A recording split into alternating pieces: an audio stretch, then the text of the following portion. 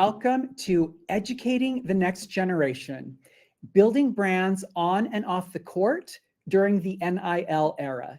Thank you so much for joining us today. My name is Paul Cotter. I'm the Senior Director of Product Marketing here at Stukent, and I get to be your host today. I'm happy to be discussing one of the most exciting and evolving topics in athletics today, name, image, and likeness. Now, before we dive in, let's get familiar with the chat feature. It's on the right-hand side of your screen. Go ahead, say hi, tell us where you're from. Let us know what university you teach at, or if you're teaching NIL right now, we would love to hear from you. We also want to make today interactive. So if you have any questions throughout today's event, go ahead and type them into the chat. At the end of our presentation, we will do a live Q&A, and so we can get to each one of those questions. So thank you everyone for joining us today. We do have some exciting things going on in today's webinar. Just by attending today, you are automatically entered into a drawing for several gift cards that we have from Dick's Sporting Goods. We will take care of that and email you if you are the winner of one of those. We are also offering everyone access to our NIL course proposal and resource packet. This packet is full of valuable insights and resources for you as a teacher. So just click the download that popped up on your screen right now, and you'll get access to this great handout.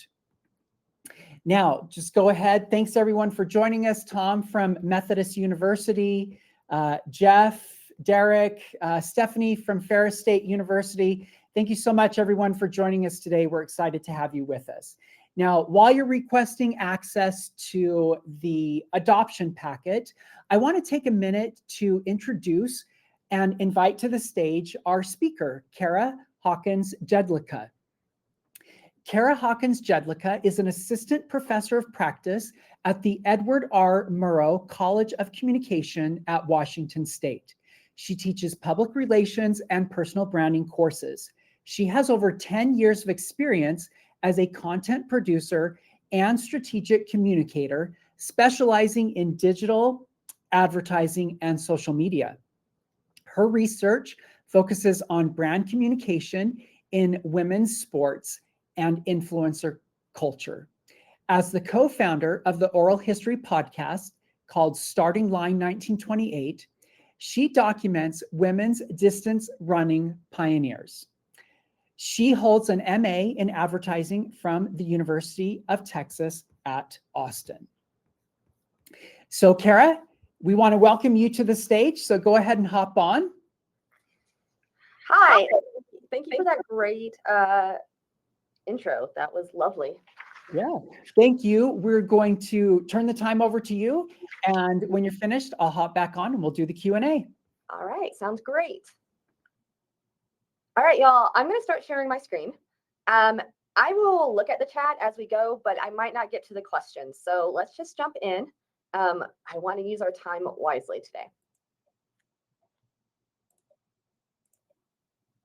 So with using that time wisely, I'm not going to stay very long on this lovely slide, but you're here at building brands on and off the court during the NIL era. I got a great intro. So hi, this is me again. You can see all the things that I do, but I'm not going to talk too much about myself, but it's here. So here's our agenda today.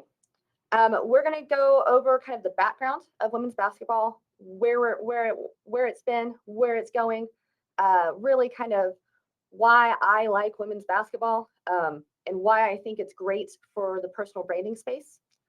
Then we'll go into a lovely bit about my research. I'm going to do a really quick run through of a book chapter or research paper that just came out in December. And then from there, I'm going to talk a little bit about the best practices and practical applications that I'm taking from my research. Again, this hopefully will be very helpful to you and provide you with a little bit of inspiration. So before we get started, I saw this joke and I thought it was kind of hilarious this morning walking in. So how are a triangle and Caitlin Clark similar? Any guesses? They're both good at making 3 points, but acting. Okay, so let's jump in to the next page here. So a quick recap of NCAA women's basketball. Not all of it. I will not take you into the history of Title IX. AIAW, I love history, but that would be a very long conversation. So we're going to go kind of see just kind of what's happened in the last couple of years.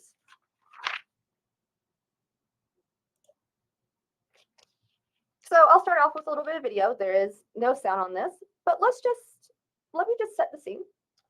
Caitlin Clark gets to the line against Ohio State, and all she needs is 1 point to tie, 2 points to break. Pete Maravich's NCAA Division I basketball scoring record. The crowd is, of course, sold out. My in-laws, both at Iowa, have season tickets to the women's Iowa basketball games. They were, this was in Iowa, they were there. And this is what happens.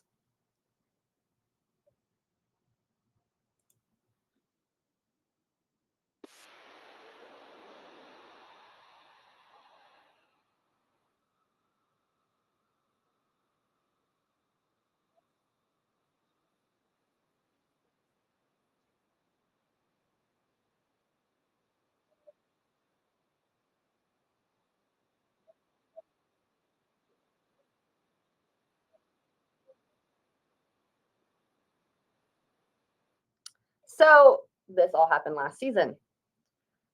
Here's the thing. We see LSU win in 2023, the women's basketball tournament. In 2024, South Carolina wins. Who knows who we'll see in 2025? There's a lot of good names. I just looked at the AP poll recently. And we also know that this kind of momentum with women's basketball moved forward, right? So we know that Caitlin Clark went as the #1 pick in the WNBA draft. Viewership of that draft was at an all-time high. We know that the freshman class entering in, or the rookie class entering in, was absolutely major for viewership. The WNBA is seeing higher viewership. The NNBA, as I like to call it, is seeing lower viewership. And currently, if you're not watching Unrivaled, you should be. Unrivaled is absolutely amazing, but there's a 3v3 women's basketball league going on now too, done by the WNBA players. So we're kind of seeing this big momentum build behind women's basketball. So we've seen viewership go up. So in 2022, this was the first year, the first year that the women's tournament was able to actually use the term March Madness. Beforehand, they were not allowed to use that branding. We also see that this is the first women's basketball season with the interim name, image, and likeness policy. And we see huge growth. On top of all of that, ESPN has made it much easier to actually find a game. Much like, that lovely Iowa baseball movie. If you build it, they will come. I think if you put it on TV, people find it a lot and are able to find it. We tend to watch. Ooh, I'm getting some good answers with this poll. We've got a lot of Notre Dames. I'm kind of hoping for Texas, but that's just because I'm an alum. So what is name, image, and likeness? Name, image, and likeness is a term that really describes the means in which college athletes are allowed to receive financial compensation. If you're in this, you probably understand name, image, and likeness on a basic level. Even more so, it's kind of a term that's been co-opted by the NCAA. Name, image, and likeness has been around for a long time. I will actually have, next weekend, I have a lawyer come into my NCAA, my personal branding class to talk about name, image, and likeness. And, Vanna White sued Sony for her name, image, and likeness due to ads. Name, image, and likeness, when it refers to athletes, is a little different. It allows for them to be financially compensated, and it's a one-to-one transaction. Beforehand, it feels like they had a little bit less rights than everyday students, right? So, we had an example at the university I'm at, and what was going on was, this athlete was a really good graphic designer, but he could not actually function off his own name or image. There was some really weird lines, and he couldn't really do it before NIL to actually use his name and his own branding, because they saw it as profiting off of his name, image, and likeness. So there's a really valuable opportunity here for this one-to-one kind of transaction. And we're seeing lots of social media marketing, but we also can do things like product endorsements and more. And there's really this unique position that collegiate athletes are now occupying. We see a lot of them gain the celebrity traditionally through their athletic performances. But we're also seeing a little bit more of this kind of influencer culture come in. So this is kind of an interesting landscape that we're currently in. Okay, we've got quite a range of people familiar with this. And this is kind of where we currently are. This changes quite quickly. So legislatively, we're seeing some other items being pushed through. And we are now to the point where there might be a settlement where schools can pay athletes directly from money that they have collected through rights deals.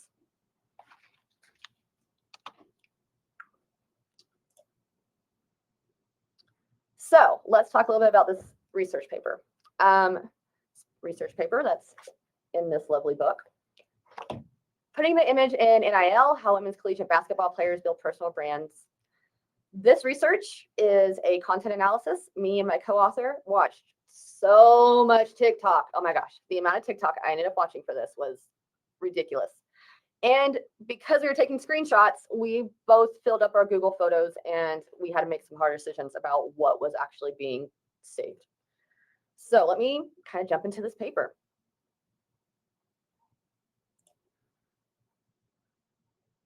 So we decided to look at women collegiate athletes. We know that they kind of are occupying this very unique space, and they're doing it well. So athletes typically rank within the top 10 NI evaluations for women's sports. In 2022, they achieved the highest engagement rate among all collegiate athletes. And they're unlikely to be receiving collective support. There was a voluntary survey of NIL collectives that was done, and just 23% of the total athletes whom they worked with were actually women athletes.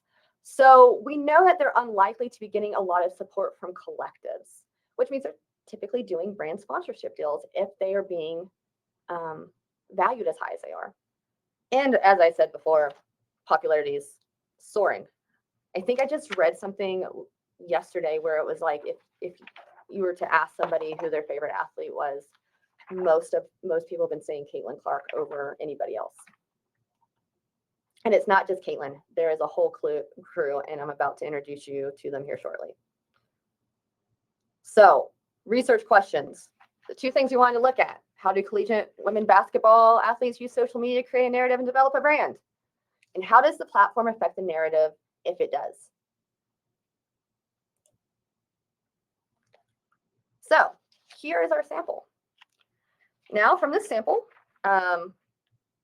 we are looking at some really highly ranked NIL valued athletes. When I say valuations, these are not firm. We are getting more transparency, but at the time, we use kind of these websites that value athletes differently and what they think the sponsorship deals are. These are not exactly right. I know Flau'jae Johnson has said, oh yeah, no, mine was much more. I'm making much more than what my valuation is. But these sites like On3, etc., value athletes according to how much sponsorship deals they think they're bringing in. So here we have a sample of 6 women basketball players. We're really looking visually at their social media. We do use their, sorry, my brain just, their captions as kind of, context clues, but we're usually not theming the captions. And we're using a content analysis to see how they're using things. So we looked and used these 6 athletes, and you can tell we have Paige, Caitlin, Flage, Deja Kelly, Angel Reese, and Haley Van Lith. We tried to keep, it's a small sample of athletes, but there's a lot of content. And we're making sure to keep, keep it pretty equitable. Along with this, we look at them during the preseason of the 2023-2024 season. So we were looking through August through September, or August through December. So our methodology, September 1st to November 30th was preseason. So every Instagram post, story, and TikTok from the time period was captured and assessed for content. We coded, and I'm going to read my coding categories because I can't recite these off the top of my head, but we coded each post as either sponsored or unsponsored. If sponsored, what was the brand category in the brand? Is it front stage or backstage? So were they showing us a very polished front stage performance, or were they showing us behind the scenes? If the players presented themselves as feminine, masculine, or androgynous, and if the content was original or shared from fans, the university, or friends and family. In addition, the researchers provided a qualitative description of each image and video. One of the challenges that was not addressed in like previous research that we had done is coding Instagram stories. So we were on Instagram every single day, screenshotting our phones and coding within 24 hours because Instagram stories disappear. Let me just say, some of my athletes fell on their birthdays, and I was literally like screenshotting, I don't know, up to 70 Instagram stories in one go. Each line was coded with a single word that captured the content. We saw 5 themes really emerge. We concluded that those themes were more nuanced than what we thought. So that led us to 10 sub-themes. And here are our themes. So we had 6 women basketball players. They generated a ton of content in a 3-month period. Flage Johnson posted 443 times across 3 platforms. We saw Angel Reese post 382, Deja 288, Paige 150, Caitlin Clark 121 times. I don't think she knows how to use TikTok, but that's neither here or there. Haley Van Lith only 37 times. We saw that Instagram stories actually made up the largest segment of data. And, we saw TikTok kind of rising amongst it, with Instagram posts coming in third. Now, 5 themes really emerged for us. We found kind of this intermingling of their personal and professional lives. So these themes had a little bit more nuance as we went further down. So these themes, we saw celebrification. This is how the athletes present themselves as someone who is well known by brands and who has fans. They say fake it till you make it, and they did. So even if they didn't think they were celebrities, they positioned themselves as celebrities. Along with that, inside of those categories, we saw status, which was highlights of, fancy things they were doing, opportunities they had, and then more of a relationship effort. This is really interacting with fans and sponsors. We get down to athletic aspiration. This is an athlete's ambition related to pursuing their athletic career. We see this really talking about their career progression and then framing themselves as role models. Athletic prowess was also on there. This was definitely their skills. So we saw both preparation and preseason and also their skills on the court. Team spirit. This was the athletes' external acknowledgement of the team or school. Within that, we saw them position themselves really talking as team players and then as kind of university representatives. And finally, daily life. I like to sometimes just call this like college girl stuff. This was really kind of student activities. This is me in class. I think at one point in time, there was a little shade being thrown that some athletes weren't in class. So other athletes were posting they were in class. I hope I never end up on one of those Instagrams because the poor professors never knew what was going on. And then we also saw friends and romantic interests. This was really kind of highlighting those personal relationships. Along with that, we saw a lot of backstage versus front stage and really how they did things. We really also saw how these athletes really were speaking more off the cuff. They definitely used their own voices when they were talking, and they made content their own. Earlier studies had seen a lot of athletes basically cut and paste into a lovely, Instagram post straight from the brand. No, the athletes here were definitely talking in their own voices and making sure they were making those connections.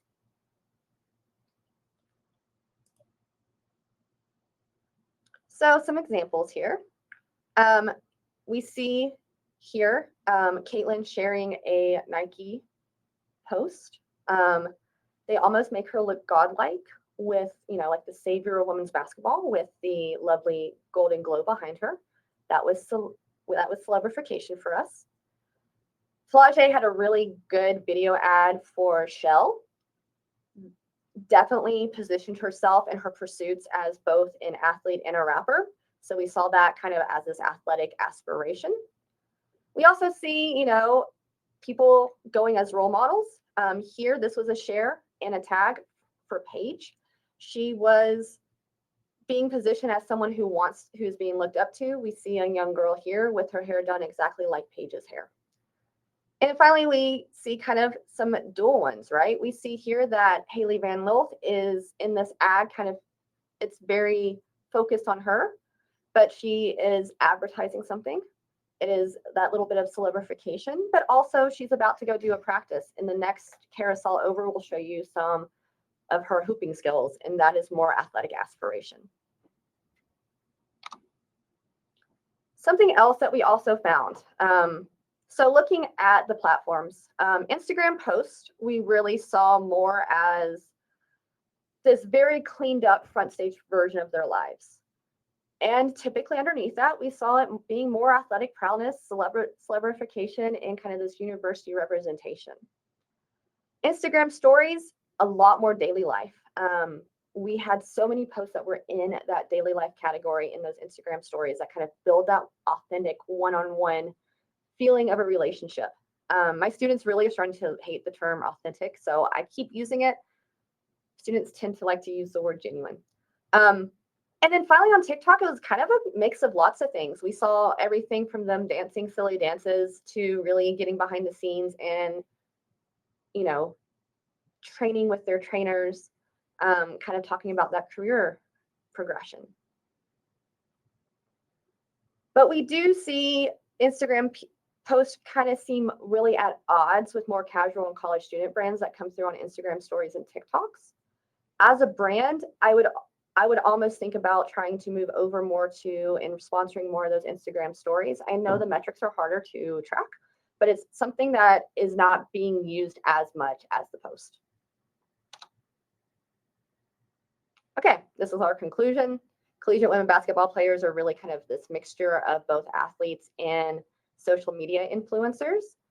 They're trying to use their brand identities to really increase their value among fans and brands.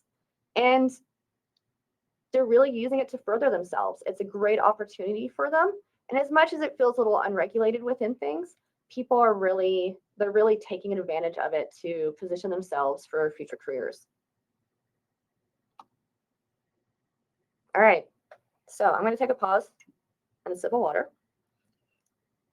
We are now moving on to the practical application and best practices that we can kind of think about and generate from my research. So I teach a personal branding class and it's open to all years, all majors. And we use the whole semester to build a personal brand for athletes who come into the class. We also have journalists. We also have freelancers. I've got a couple of students who are graphic designers this semester. All ranges, right? And I'm really hoping we explore both as, using themselves as their first client, their personal brand, along with using how you would maybe talk to somebody else you're advising to get into that personal brand. So I'm going to share some of my best practices and practical application for personal branding. You guys look like you have some lovely access to a couple of the wonderful Stukent courseware. Let's keep that in mind. and as we walk through this. So again, these two, I think, are great textbooks or courseware to think about when teaching this class, if you're thinking about teaching this class. Both of these are useful and both of them are great. So let's talk. All right, first thing, best practice. And this is a best practice that has been around for quite a while in social media and in, branding in general, is know your audience. You want to be part of the community, not outside of the community. You need to be able to understand your audience and who you're talking to. That is really, if we think about it, the reason that we like influencers get hired, right? So you need to know what your audience wants and how do you deliver it to them. So topics in my class that we typically talk about, we do a little bit about race, gender, sexuality, identity, and branding.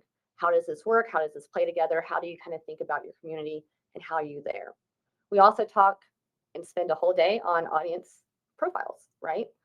How do you use research, looking at those demographics, those psychographics, to understand who your audience is, and how do you make this audience profile? Going from audience, we do make these audience profiles. These audience profiles, are a little bit made up, but we're really using research that, you can get from Pew Research to think about our market. Another activity that I like to do is called the Who to Follow activity. We start this out at the beginning of the semester. Once the students have really thought about their niche, I have them go in and think about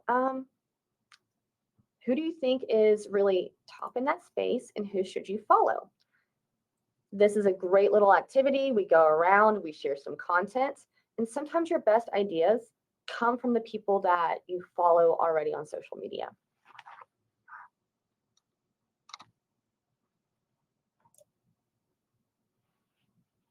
Now, this one is also important to remember. So we see these collegiate athletes really leverage the visibility that they gain. So if they're known for playing basketball on TV and they also happen to be a hip hop artist, they're going to leverage that visibility that they get from being on a big platform, right? But how do you kind of take this to your own self? Well, what are you an expert in, or what are you hoping to be an expert in? And how do you frame yourself as an expert? Also, how do you play up certain time periods or certain accomplishments that you have that frame yourself more as an expert? So some topics that we discuss in class are the basics of branding and digital presence. So what does that look like? Typically within this section, we also do a personal brand audit. This is going through and seeing how everything is aligned. I even have a great AI question, and having AI either roast or discuss your social media channels. You talk to people who already follow you, and you try to see how people are really viewing you compared to how you want to be viewed. We also talk framing, agenda setting, and media effects theory. Framing is really talking about how the media discusses a topic, but we take that into the personal branding space. And into this personal branding space, we talk about how we frame ourselves. I show a pretty good example of the Cavender twins who play for Miami and how different reporters have framed them. And then we go a step further and talk about how they frame themselves. Finally, this is typically where I throw in SEO. So what are the search engine optimization tools that you can use when you're either building a website or posting about yourself on LinkedIn? What keywords are you hoping to look up when you're being searched? Along with that, in the personal branding audit, I always have them go into incognito mode on Chrome and Google search themselves, which sounds weird, but that way they can see where they are in the lineup of search results, right? My name, especially with the Jedlicka, I'm always the first result. There's only one of me in the country. But if I only did Kara Hawkins, I'm like fourth or fifth down. Now, a couple of assignments that we do. I talked a little bit about the personal brand audit. The other one is a review video. My students are about just to roll into this. So review videos of any kind of product is pretty bread and butter for influencers, right? So I have them think about what they want to be known in and review a product along with that. And I've had some great products. I've had everything from people reviewing a weekend of NFL football to getting some really good blush recommendations. And I actually had two students from Denmark last semester, and I learned all sorts of stuff. It does hurt my pocket, but I love watching these review videos, and it's a really good way to kind of get it so they start thinking about what they want to be an expert in and what people want their opinion in. And then finally, we talk about blogging. So sometimes blogging seems old. The good news is most of the time blogging does translate pretty decently over to LinkedIn, even if like students think it's old. So I have them write a reflection blog post about everything they learned this semester that they can take away from class. So what did they learn about personal branding this whole semester? And they can literally post it on their Instagram or their LinkedIn or their Instagram or their website. A lot of them love to tag me on the LinkedIn one, so that helps my visibility. But it's good to see what they learned and really what they got out of the class.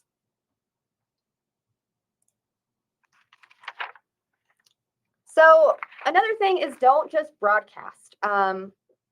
Social media sometimes feels like it's becoming more and more like our TV, at least. I don't know how many of you scroll TikTok for hours. But it shouldn't be. If you're trying to think about your personal branding, you really want to build a relationship with your audience. So this really kind of goes back to knowing your niche and knowing your audience really well. Topics that we typically discussed are building a likable brand. We also have a whole segment on branding and activism. This typically is talking about how we think about our values and how we use whatever we can leverage to really push those values out there and have our community really support us and support our community and vice versa. So assignments that we do in class, peer review workshops are really good for this. I'm not having them actively maybe build a relationship with their brand online quite yet. A lot of these assignments that I've previously might help that. But peer review workshops in class help them understand how people might view them outside of just the stuff they're turning into me. I'm typically not their target audience. I am the most millennial you will find. I'm probably underneath the dictionary. And a lot of them are, maybe looking for younger audiences. Some of them are also looking for people who can actually hire them in the job field. So it's a little bit of both. We also do a lot of like informal audience polling of their own audiences to understand like what they're thinking. And I always kind of like play around with this in class just to see what answers we get. The other thing is to humanize your content.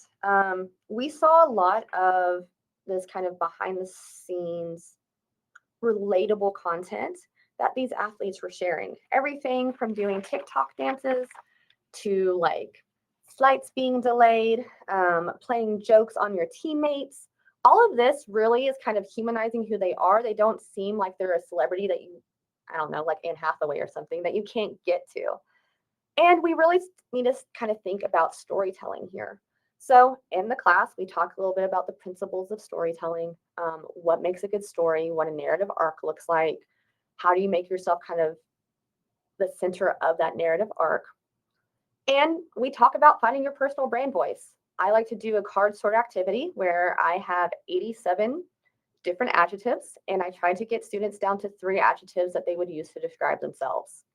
We also I just handed this out yesterday, a hero's journey worksheet, which is a series of questions that they go through to kind of position themselves and figure out what they think about, how they think about themselves and how they're positioning themselves online, and how they kind of make that struggle seem authentic and genuine. And then finally, our personal brand guidelines. Personal brand guidelines are a really simple document that talks about voice, messaging, aesthetics, and who they are. And they do this with like a 150-word mission statement kind of right at the start. And if they were to work with a sponsor, they can, and they're trying to create content, they literally can hand it to the sponsor and say, hey, this is who I am. Here's what I do. And this is how I really think about my target audience, etc.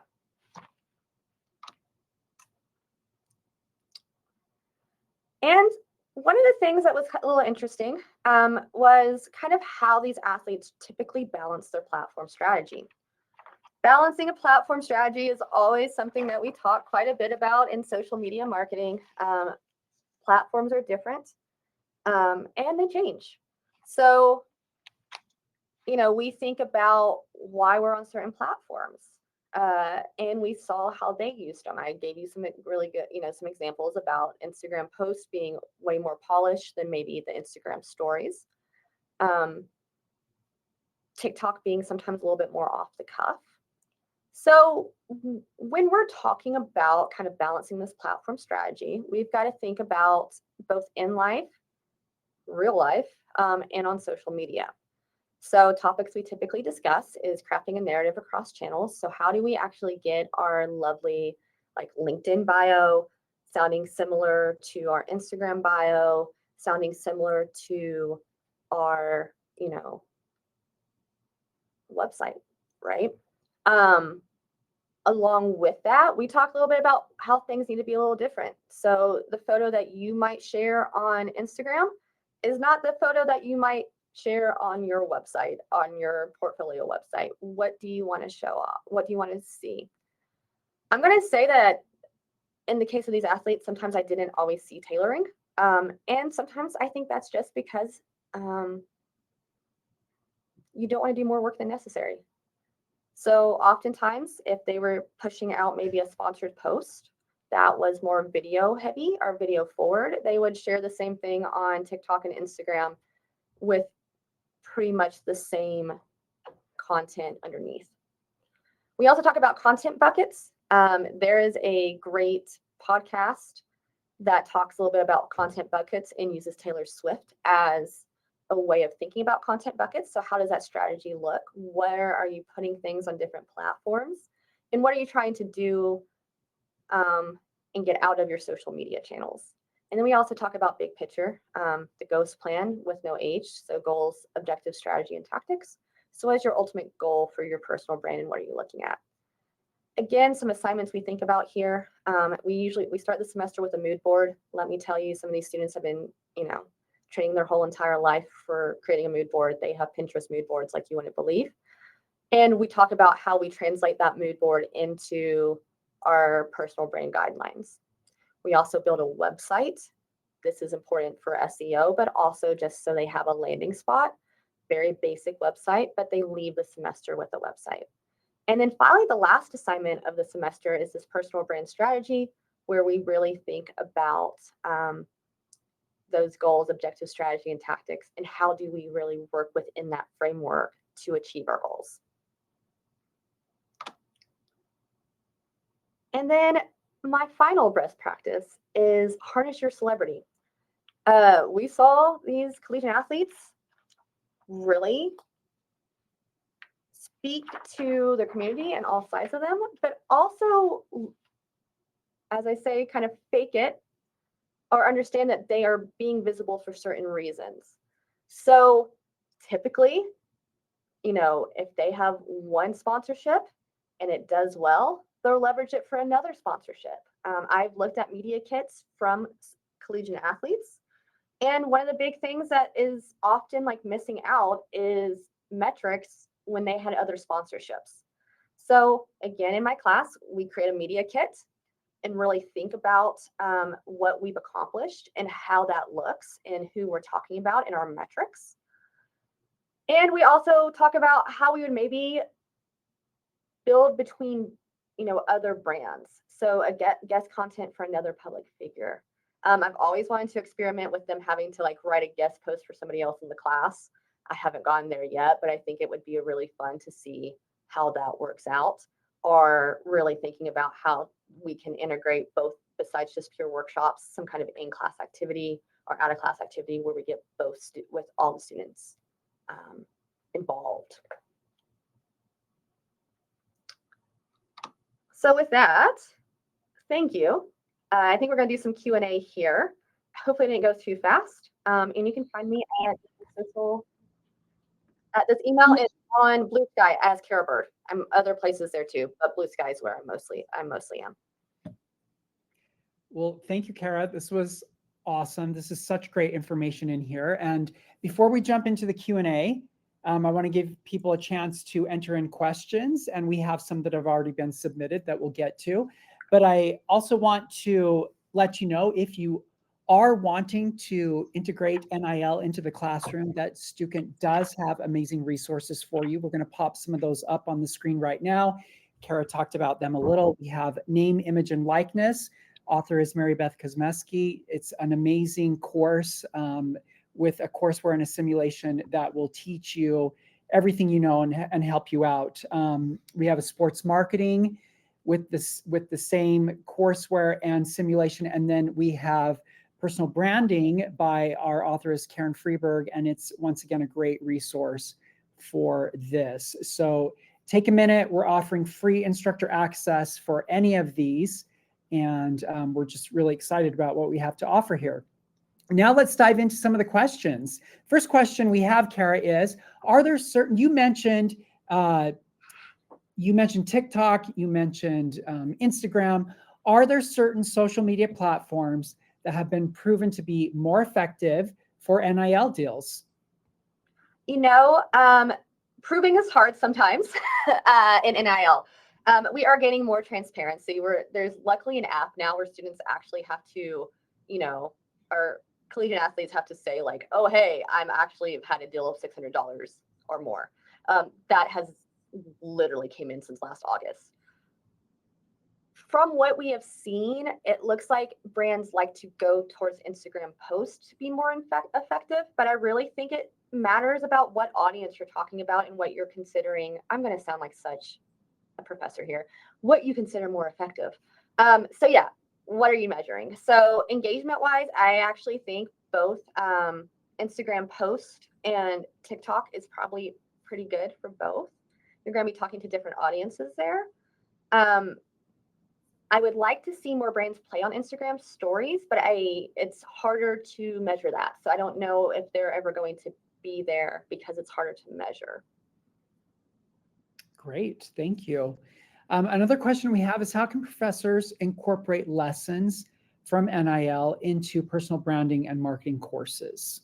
Yeah, it's funny because the course that I started out teaching, I actually pitched as an NIL class more than anything else. And it has turned into a personal branding class with a little bit of NIL on the side. So a lot of my examples might be a little sports forward, just because that's who I am as a human. I do this also in my intro to PR class. But there are a lot of good lessons we can take because we do see these athletes doing a lot of social media influencer type work, but also having to brand themselves a little earlier. So I think there's some good lessons. I gave you some good examples, but really just focusing on what they're doing. I'm not promoting to be on social media too much, especially right now. We'll take with that what you will, but don't, doom scroll. So know what they're doing, seeing where they're going and seeing how they're kind of playing across platform, I think is really good. Also, these athletes know what their niche is and know how to talk about that niche. And I think that's always going to be a good lesson in personal branding. Great. What advice would you give to student athletes who are just beginning to explore personal branding? I think it's really understanding that it's not everyone's going to it's not going to blow up immediately, right? You need to do the work at the start and really think about what space you want to occupy and what you can offer. So a lot of times we see with the kind of the big names where sport is where they're centering themselves. But I also know with some really popular student collegiate athletes, they also do something else, or they're kind of known for maybe something else. So maybe you're really good at cooking. Maybe you love making healthy meals. Think about how you position yourself in that way and what kind of sponsorships you can go. I always start our students off with an audit. I have quite a few different athletes in my class this semester. I've got track and field and lacrosse is interesting here because we don't actually play it NCAA. So they're kind of outside the rules a little bit. And yeah, they're really kind of finding their footing and understanding who they are, and really trying to make sure your messaging across the board is really there and making yourself attractive to sponsors. But yeah, you're not going to come like a $30 deal is probably going to be where you're going to start. You're not going to start off with $600. Great. How might the lessons learned from NIL branding strategies influence the broader world of influencer marketing? Oh, this is being played out so interestingly. I'm really enjoying watching it. And I have a hard time making predictions, and I'm getting excited here about it because I really like seeing what's going on. I think one of the bigger things is really seeing, and athletes have been doing this. So I will say, like, I don't know if you guys, with the Olympics, it's one of my favorite times to be on TikTok because you see Alona Mar both playing rugby and trying to understand the rules for rugby. I don't understand the rules for rugby, but it's only 15 minutes, so it's great. But also seeing kind of her content behind the scenes. And I think we're seeing a little bit more of that. A lot of the typical influencers are celebrities for being influencers. So we're seeing them grow from, like, nano influencers to larger influencers. But athletes come in a little bit in the midway point with their athletics. But they're showing the behind the scenes in a really interesting way to make you more, I don't want to say addicted, but more invested into what they're doing. So I think we're going to see maybe a little bit more of the influencers really thinking about how to bring themselves to different platforms and not just all their content on one page, and becoming more, I don't want to say more authentic, but maybe not as pristine. I think we've seen this with Instagram in general. We went from like mommy bloggers to like pristine, pretty, lovely aesthetic Instagram to TikTok in general just being a little bit messier, in a good way, but messier. Great. Tom asked, do you see a future opportunity to research NIL at D2 and D3 institutions? Yeah, I'm a former D2 girly. So I ran, you can probably guess what events I ran. I'm short and small, so I'm a distance runner. I would love to do it. I also teach 4 classes a semester, so I would love to kind of get there. But I do think there's a lot more opportunity there. D3 is interesting too because they don't provide scholarships, so they're almost straight. Is that right? Yeah, the Ivies. They're definitely going to use it differently than D1 and D2. D2 is kind of that in between. We do get scholarship. It's just not D1, and we won't have the collective support. I'm not seeing collective support at that level as much as I am seeing at the Division I level. And the study was kind of structured where we were seeing not a lot of collective support for women athletics. There has been more. And I see this is not real research. This is research off of my Facebook. But again, I have all my in-laws are in Iowa. So I see the Iowa swarm being called to action to try to get women basketball players in. So we're seeing it happen more and more at that level too. Okay, this one is asking, what resources or tools would you recommend for professors who want to stay updated on NIL trends? Oh, okay. So I do say avoid being on TikTok for 2 hours every night. It's not good for it's go watch a TV show. But there are some really good resources that are that I like to really think about, that I subscribe to, and you can get some of these for free too. So Bill Carter on LinkedIn, great. He has his own classes, but he's constantly kind of updating where NIL is and what collegiate athletes should be thinking about. Matt Brown's Extra Points is a subscription-based newsletter that I also like to look for trends. When we're thinking a little bit more influencery, Leah Haberman has a really good, man, I'm just like naming off names. You guys also saw my email, so you can go there.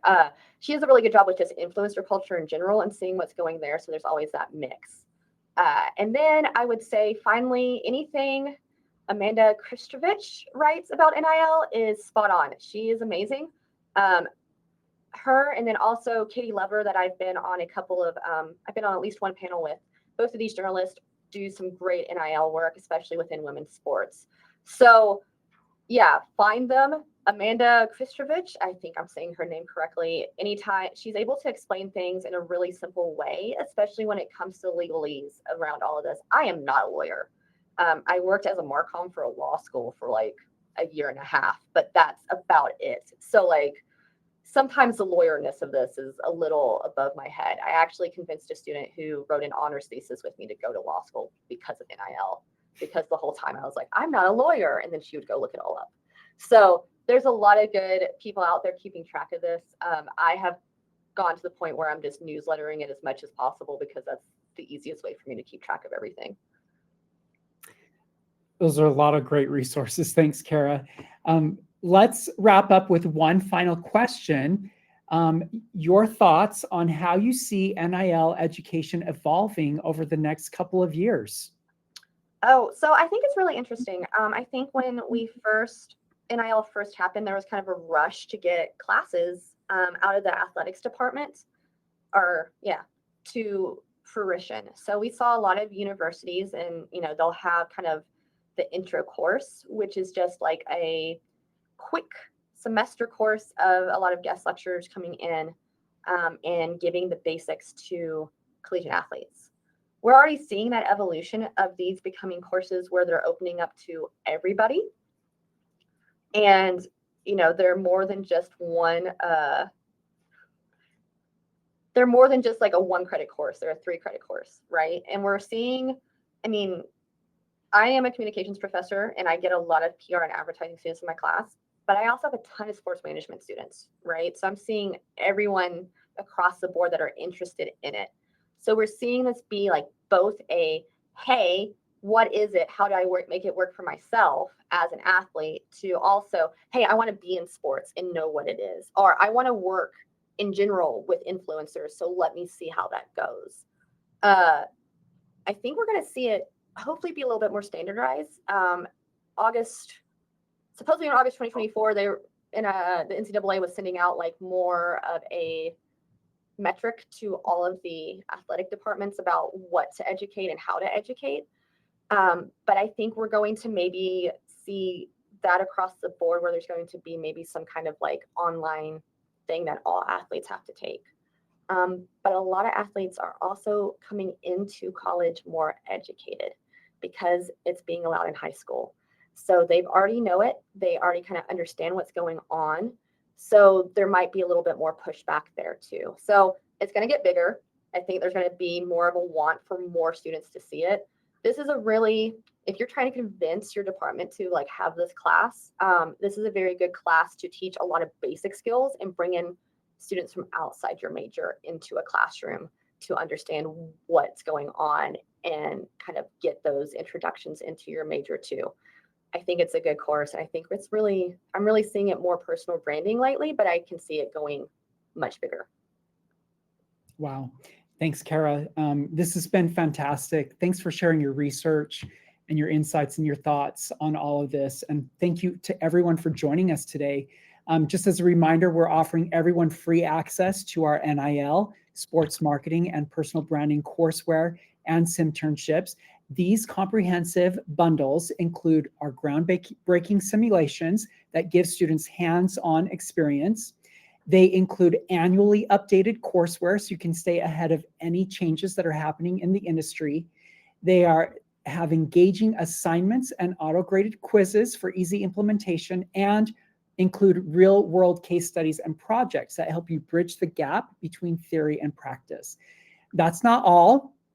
The page that you can click on has tons of resources. I saw in the chat that they were sharing links to other webinars. We have lots of webinars in our library that talk about NIL, talk about personal branding that can help you in your teaching efforts. So be sure to check this out, explore all these resources that are available for you.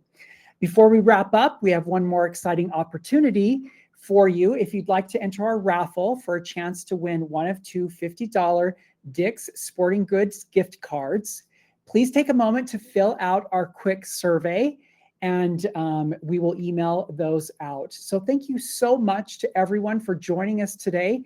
This has been an awesome presentation. Thank you again, Kara, and everyone have a great rest of the day. Thank you.